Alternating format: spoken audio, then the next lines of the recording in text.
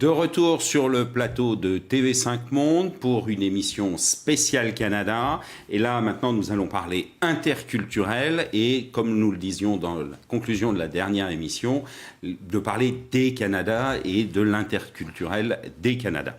Alors, pour nous accompagner, je vais accueillir Philippe Rousseau. Donc, Philippe Rousseau, vous êtes d'origine française, vous vivez au Canada depuis 20 ans et je suis avocat. Avocat. Vous vivez à Montréal. Montréal, tout à Montréal. fait. Oui. Enfants, tout. Marié, 2 enfants. Bon, Mon voilà. épouse est Non, mais canadienne. c'est aussi québécoise. important de voir comment on peut vivre justement ces moments. Alors, Marilène, c'est l'inverse. Qui prend mari prend pays, donc Voilà, c'est effectivement voilà. l'inverse. Donc, nous, on s'occupe de l'humain, peu importe le projet, que ce soit entreprise ou individu. Donc, Kennedy Garceau, la Canadienne et son équipe franco-canadienne en Europe accompagnent tous les projets de vie plusieurs mois avant le départ et surtout pour une intégration et une installation réussie, autant ressources humaines, recrutement que recherche d'emploi. Donc, pour les particuliers comme pour les entreprises, dans un sens comme dans l'autre. Exactement. Donc, tout le Canada, c'est 10 provinces et 3 territoires. Bon, la France, il n'y a qu'une France. Oui, mais on travaille en Europe. Non. On a une antenne à Londres maintenant. Ah, très bien. Alors, Rémi, vous êtes dans cette grande maison des jardins. Voilà, alors moi je suis français d'origine, je suis allé au Canada pour rejoindre une personne canadienne, donc c'est effectivement le même trajet que d'autres personnes, et j'y suis resté pendant 7 ans, et je suis effectivement désormais directeur marché des particuliers pour Desjardins, dans notre bureau européen qui est basé à Paris, et qui a un peu le même mandat que Marilène, d'accompagner les particuliers ou les entreprises vers le Canada. Très bien. Solange, donc française au Canada. Française au Canada, donc moi je suis mariée avec un Canadien de Vancouver, 28 ans au Canada, dont plusieurs années Montréal, Vancouver et maintenant 18 ans à Toronto. Je suis associée dans un cabinet de développement stratégique, donc un peu comme Marilène, mais surtout pour les entreprises. Donc on les accompagne dans leur développement stratégique financier sur tout le Canada et les États-Unis aussi. Et je suis l'ancienne présidente de l'Occitane Canada. Très bien. Alors, on se retrouve dans quelques instants après cette petite page de pub pour parler, bien évidemment, d'interculturel au Canada.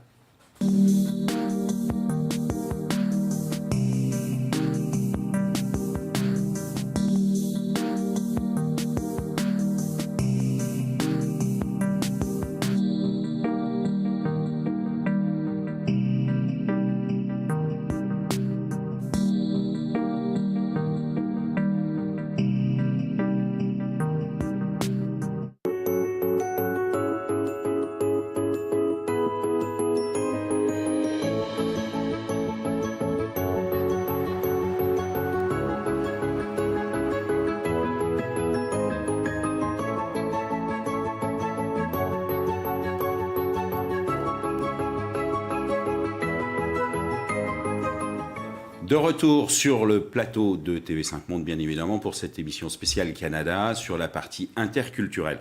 Alors, comment les Français peuvent-ils s'intégrer, justement? Alors, Marilène, en amont, on va voir déjà quels sont les grands efforts à faire, quelles sont la compréhension dans un premier temps. La compréhension, c'est de voir comment ça fonctionne. Et on peut s'informer, écouter, parler à des Français qui sont installés. Il n'y a rien de mieux que de pratiquer ou de côtoyer des Canadiens. Les Canadiens sont consensuels. Donc, lorsqu'il y a une conversation qui s'établit, si l'argumentaire prend le dessus, c'est pas la bonne façon de communiquer. Le Canadien est fier, mais à travers des yeux des autres. Donc, faut renvoyer une image. On est souvent dans la félicitation pour faire évoluer les gens. On va leur dire, bon, j'aime ce que tu fais. On est dans le côté constructif, le côté... Donc, il faut savoir écouter, ne serait-ce que de façon à dire comment je vais établir mon business là-bas. Il faut voir quel est mon marché et qu'est-ce que mon marché a besoin. Et c'est pas parce que ça fonctionne ici, hein, c'est ce qu'on disait tout à l'heure, que ça va ici en France, que ça va fonctionner au Canada. Solange, justement, une vision un peu avec cette double vision franco-canadienne, avec des allers-retours en ce moment assez récurrents. Comment on fait pour s'adapter en permanence? Moi, ça fait longtemps que j'y suis. Et en fait, j'avais une mère canadienne qui nous a élevés en France, en anglais en France. Donc, quand je suis arrivée au Canada il y a plusieurs années, mon oncle m'avait dit, de toute façon, au Québec, on n'aime pas les Français, ils sont trop arrogants. Donc, j'avais tout de suite compris qu'il fallait que je me taise, que j'écoute et que j'observe et que je comprenne comment le Canada fonctionnait. Après, maintenant, à Toronto, je dirais que la première chose à savoir quand on arrive à Toronto, c'est qu'il faut parler l'anglais. Voilà. Et ensuite, en termes de l'attitude des Canadiens et des Nord-Américains, je dirais, de Toronto, parce que les Torontois sont beaucoup plus comme les Américains au sud. Le consensus, effectivement, dans les entreprises est de mise, mais ça n'empêche pas qu'en tant que Français, on peut arriver à diplomatiquement négocier quelque chose, surtout comme quand je l'ai été, un chef d'entreprise, on est bien obligé à un moment de lâcher un petit peu le consensus, mais effectivement, il faut apprendre l'art de la diplomatie, il faut apprendre l'art de l'équipe et de la collaboration. C'est très important au Canada, et il faut aussi apprendre qu'il faut régulièrement féliciter son équipe. Je me suis fait prendre, en l'occurrence, parce que j'avais tendance à tout le temps regarder le tout petit truc qui allait pas, et ben j'ai vite compris que toujours dire toutes les choses qui vont bien et ensuite discuter de la toute petite chose qui ne va pas. Alors justement, pour compléter un peu ce sujet, on va aller justement écouter Blanche Pimpin qui va nous donner sa vision des choses. Alors je dirais que les Français de France, parce qu'ici on appelle ça des Français de France, les Français de France ont une tendance quand même à se regrouper dans certains quartiers. Donc ils s'intègrent très très bien parce que c'est une immigration facile puisqu'on a déjà le français en commun, même si certains mots ne sont pas les mêmes. Donc il y a quand même une immigration facile et un a priori favorable par rapport aux Français.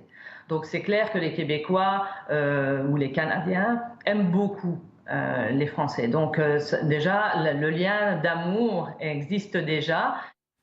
Merci Blanche Pimpin. Alors justement, quels sont un peu les codes, vous, en tant que professionnel sur place, comment vous voyez les choses, et spécifiquement pour le Québec?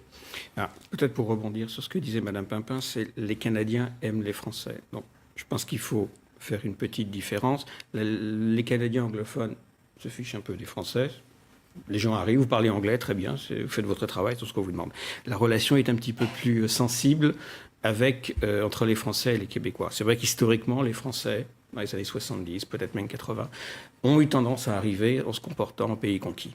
Bon, l'internationalisation faisant que maintenant les Français sont beaucoup plus, notamment des organismes comme Marilyn qui prépare les gens, sont un peu plus au courant de ce qui se passe. Mais c'est vrai que on voit des Français qui arrivent, que ce soit des salariés ou bien des chefs d'entreprise, en disant « mon affaire marche super bien en France ». Ça va marcher du tonnerre au Canada ou ça va marcher du tonnerre aux États-Unis. C'est pas vrai. Les marchés sont différents, les gens raisonnent de manière différente. Il faut analyser la réalité.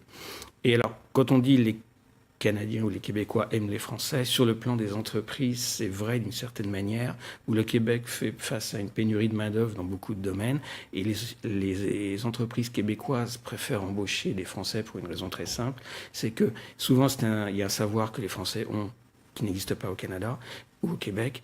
La langue est commune et c'est beaucoup plus facile d'intégrer un Français dans une entreprise canadienne ou québécoise que quelqu'un qui va venir d'un pays hors Union européenne peut-être, avec des codes culturels et une langue différente. Donc en ce sens, oui, les Québécois aiment les Français, mais il faut mettre des guillemets, des gants blancs, peut-être 2 ou 3 couches de gants blancs, pour bien il faut quand même la situation. Être fort prudent. Voilà. Rémi Oui, en fait, j'ai effectivement vécu un peu ce paradoxe, parce que moi, j'arrivais au Canada avec l'a priori qu'on était en Amérique du Nord et je m'attendais à une façon de travailler ou de manager un peu western, un peu je pousse tout devant moi, et j'ai appris à adoucir beaucoup mon type de management. Et donc des histoires concrètes, effectivement, moi j'ai commencé à reprendre une agence d'assurance qui était en train d'implémenter un nouveau mode de distribution. Ils avaient choisi sur une vingtaine d'agences 10 directeurs d'origine française. La volonté, c'était d'avoir des gens qui feraient avancer le dossier et qui mettraient en place les nouveaux standards de manière assez rapide et assez efficace. Mais en parallèle, effectivement, on ne pouvait pas faire ce que j'aurais fait en France peut-être. Et donc, je devais faire très attention à la fois dans mes réunions d'équipe ou dans les relations en one-on-one, de toujours bien accompagner, expliquer et mettre beaucoup de rondeur dans mon management comparé à ce que je pouvais faire en France. Et ce que j'ai, donc ça c'est d'abord ça, la rondeur. Et deuxième chose que j'ai appris effectivement, c'est que comme les employés n'aiment pas le conflit, beaucoup de choses se rapportent aux managers. Et je donne un exemple concret, je travaillais avec une agence donc, comme un mini centre d'appel, et un de mes employés me dit « mais mon collègue parle trop fort ». Moi je lui dis « mais est-ce que tu lui as dit ce point. Il m'a dit non, tu dois lui en parler. Je dis ok. Et il dit mais surtout tu dis pas que ça vient de moi. Donc là il faut recevoir les deux personnes. On m'a dit que quelqu'un trouvait que tu parlais fort. Et donc c'est un peu compliqué comme management parce qu'effectivement beaucoup de choses passent par le gestionnaire. Mais en même temps, c'est quelque chose qui fonctionne bien et puis qui permet quand même d'avoir un grand respect. Donc il y a très peu de conflits, on est quand même dans un mode de relation qui est très souple. Et dans cette agence, on était une dizaine de personnes. J'avais 6 nationalités qui cohabitaient de manière très naturelle. Donc c'est vraiment une des forces du management à la canadienne. La canadienne, oui. Et je rebondis sur ta façon de présenter les choses, et je le fais moi-même, le tutoiement. Donc, en anglais, le tutoiement, c'est le you, donc voilà. Mais souvent, on me demande, est-ce qu'il faut tutoyer, est-ce qu'il ne faut pas tutoyer? Bon, ça dépend de son éducation. Moi, je propose toujours de vous voyer d'abord et de laisser l'autre personne tutoyer. Comment c'est le tutoiement? Mais en entreprise, les différents niveaux hiérarchiques se tutoient. C'est pas parce qu'on tutoie qu'on peut être familier. Donc, il faut faire super attention de ce côté-là. L'autre chose, Rémi vient de parler d'agence. Au Canada, on parle de succursale. Donc, dans l'interculturel, ce qui est important également, c'est de comprendre le vocabulaire qui est utilisé. Et lorsqu'on parle aux gens de notre secteur d'activité, on utilise le vocabulaire du pays d'accueil et non son vocabulaire à soi. Oui, donc il y a un petit dictionnaire à acquérir pour pas mélanger. On parle québécois, on parle pas français. Il faut surtout connaître la culture d'entreprise. Et puisque François est très timide, je présente son livre sur la culture d'entreprise. Oui, là on parle de culture de manière générique et pas forcément de l'interculturel, mais on est bien dans la logique de la culture d'entreprise, en effet. Je te remercie, Marie-Hélène. Bon, maintenant je suis perdu, c'est normal. Voilà, alors justement, puisqu'on a beaucoup parlé de la partie québécoise, comment ça se passe en management, là, du coup, sur la partie anglophone? Alors, pour rebondir sur ce que tu disais, effectivement, le français n'a aucune spécificité à Toronto. Alors, pour le coup, le Québec, on parle souvent de son multiculturalisme. Je pense que Toronto, c'est vraiment du multiculturalisme. Vous avez toutes les nationalités du monde, avec aucun discernement. On n'est pas mieux accueilli si on est français ou de Tombouctou ou d'Australie. En revanche, le lien commun à tout le monde, c'est vraiment la langue. Et c'est vraiment le management qui est quand même pas dissimilaire du Québec. On est aussi dans un processus de consensus, on est aussi dans un processus de diplomatie. Et moi, en tant que manager, c'est vrai que quand je rentre en France, je suis souvent sidérée par la façon dont les patrons parlent à leurs employés. Jamais on pourrait faire ça au Canada. L'autre chose importante que je remarque, c'est que le mot patron au Canada n'existe pas. On n'est pas du tout vu quand on est chef d'entreprise. On est un chef d'entreprise, on n'est pas un patron maudit, détesté, qui a tous les torts. On est au contraire quelqu'un qui crée une entreprise, qui offre des emplois. Et de ce côté-là, on est très respecté. Mais ça va dans les deux sens. On ne peut pas gérer son entreprise sans nos employés étant notre premier client.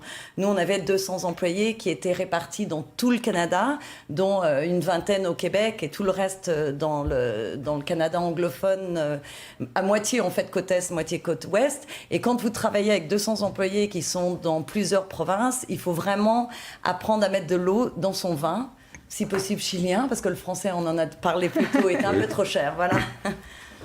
Très bien, merci sur cette partie management. Je vous propose une petite page de pub et on se retrouve dans quelques instants.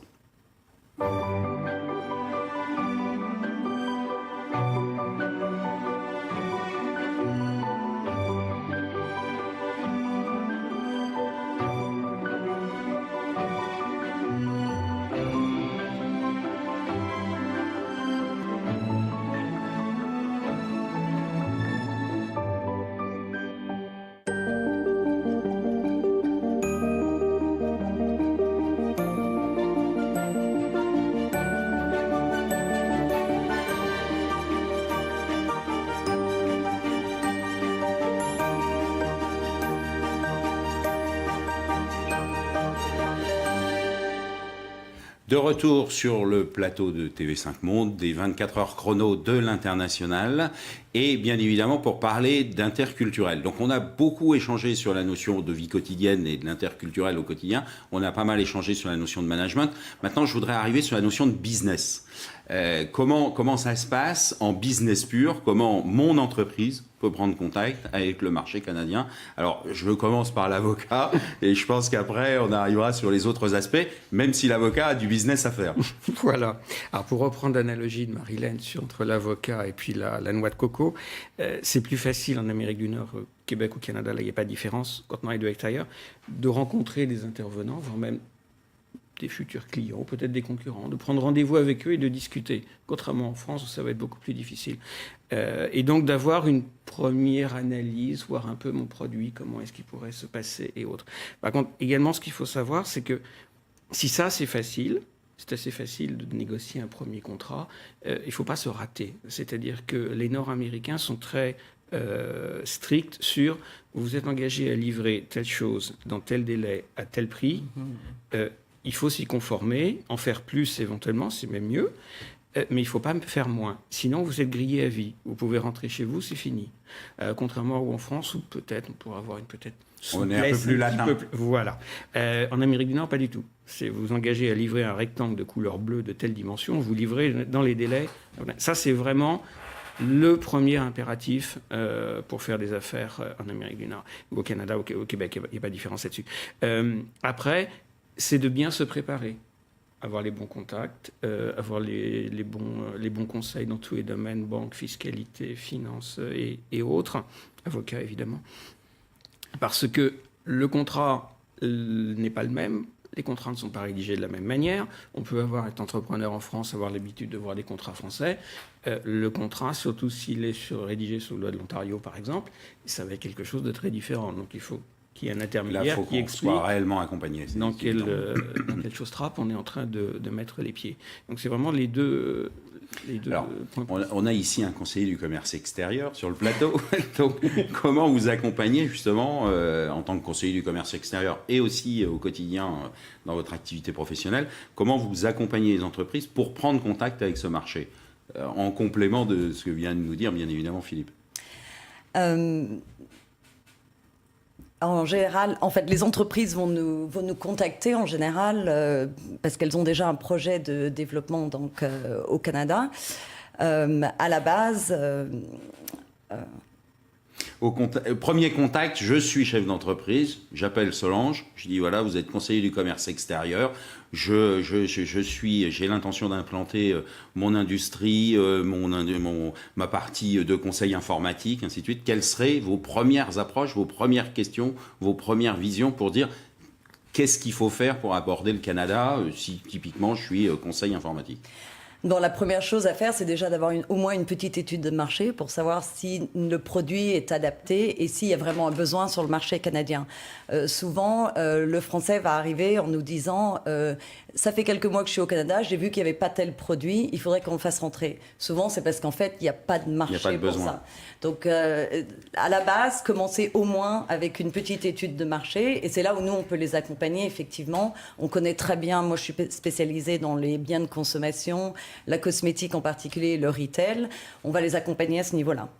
Oui, typiquement sur le développement de franchise ou choses comme ça, c'est pas parce que ça fonctionne en France, une fois de plus, que ça va fonctionner en Amérique du Nord. Tout à fait. Et en plus, le système des franchises en particulier est quand même très compliqué au Canada. Donc souvent, les entreprises vont nous appeler en nous disant ça va être très simple, on va ouvrir une franchise tout de suite. En fait, vous ne pouvez pas faire ça au Canada. Il faut que l'entreprise investisse au Canada, il faut que le client canadien lui fasse confiance et ensuite on peut aller vendre un projet de franchise qui peut être quand même assez complexe si on... À mettre en place sur l'aspect légal. Voilà. Alors, quels sont vos conseils sur ces aspects? Déjà, il faut comprendre que la taille du marché n'est pas le même. Voilà, on est tous tout près, on regarde au Québec, près du fleuve. Dans certaines provinces, on est encore rassemblés à certains endroits. Dans l'ouest, les montagnes sont belles, il faut aller les voir. Mais il faut regarder la taille du marché. Et on est très axé résultat. Je rebondis sur ce que Philippe disait. Là, du coup, on est plus nord-américain qu'européen. On veut avoir des résultats, on veut avancer. Et donc, lorsqu'on arrive et on présente notre produit ou notre service français, il ne faut pas nécessairement être que dans la présentation théorique de ça va fonctionner pour telle et telle raison théorique et si jamais ça ne fonctionne pas comme ça va fonctionner comme ça parce que le Français a réfléchi à... Il réfléchit au moment où il parle, oui. Non, mais des fois, non, au contraire, ils font vraiment tout le cheminement de qu'est-ce qui peut marcher, qu'est-ce qui peut... Le Nord-Américain va faire go, go, go. Il va tout de suite y aller, puis là, quand il va avoir un petit souci, il va un peu dire « oups ». Donc, il faut se rappeler les résultats, mais il faut aussi éventuellement faire un premier essai avec un cas concret. Donc, oui, on y va. On a certains clients, nous, ce qu'ils font, c'est d'abord, ils prennent un partenaire. Avant de dire j'ouvre ma filiale, je prends un partenaire et je vois si mon marché est là. Et ensuite, 2 ans plus tard, j'y vais. On a un autre client qui a travaillé sur son interculturel. Il est arrivé, il y avait du matériel roulant pour hôpitaux. Il est arrivé dans un hôtel, il a vu qu'il y avait un chariot qui roulait pas très bien. Il a prêté un chariot à l'hôtel et maintenant, il fait du matériel roulant pour les hôpitaux et les hôtels. Il a été ouvert à l'écoute du marché et des besoins du marché. Je vous propose qu'on se retrouve dans quelques instants après une petite page de pub.